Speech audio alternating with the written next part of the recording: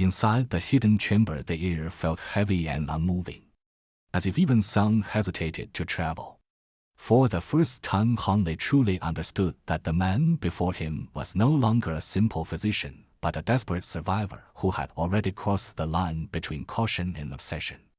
Dr. Mo spoke without disguise, revealing his plan with unsettling calm. He intended to seize Hanley's body and continue living through it. His tone carried no anger, no shame, only the certainty of someone who believed survival justified everything. In that moment Hanley realized that all his years of quiet endurance had not been wasted. The unease he had always felt finally took shape.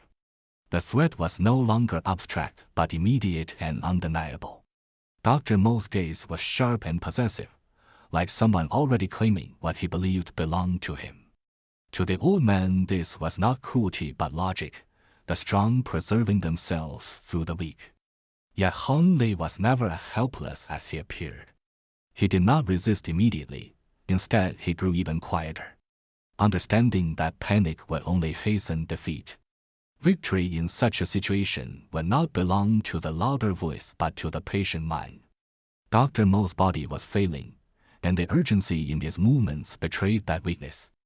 Hanley sensed it and began to stall with carefully chosen words, masking calculation beneath submission while silently preparing for the only chance he might receive. Though the chamber held no wind, tension moved like an unseen current between them. Dr. Mo stepped closer and began recounting fragments of his past. Once he had been feared throughout the martial world, known for both healing skill and deadly poison. Power had been his identity, and each his greatest enemy. The ancient manual he discovered promised renewal, yet its price was hidden within the technique itself. Each success drained his life further, forcing him to search for a vessel to replace his failing body. Years of waiting had led him to Hanley, the perfect candidate in his eyes. To Dr. Mo this encounter felt inevitable. But fate seldom belongs to one side alone. Though cornered, Hanley's thoughts grew clearer rather than chaotic. Fear would make him predictable, so he allowed himself to appear shaken, encouraging the old man's confidence. Beneath that act he steadied his breathing and recalled every precaution he had prepared in secret. The tools hidden within his sleeve were simple, yet they represented his refusal to surrender his life without a struggle. When Dr. Mo finally moved to act, Hanley struck first. His motion was not dramatic but precise, shaped by years of quiet vigilance. Powder, movement, and timing blended into a single decisive attempt. Dr. Mo faltered, shocked that the obedient student he had controlled for so long had prepared resistance so carefully. For an instant the balance shifted, and the outcome that once seemed certain began to blur. The chamber no longer held a master and disciple, but two predators measuring each other. Dr. Mo's anger twisted into cold amusement as he realized his mistake. Hanley was no longer merely a boy trying to survive.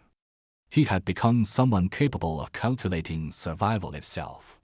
The hunter sensed that he too might be hunted. Yet even weakened, Dr. Mo remained dangerous. His experience, desperation, and refusal to accept death hardened his resolve. Neither man intended to retreat. The silence in the chamber pressed heavily on both of them. Every movement carried weight, every breath sounded louder than before.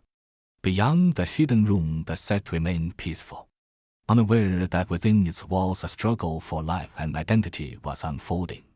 Standing at the edge of death, Hanley felt something change within him. For the first time, he was not simply reacting to danger but shaping his own path forward. Whether he would win or fall remained uncertain. But the timid boy who once feared every shadow had already vanished.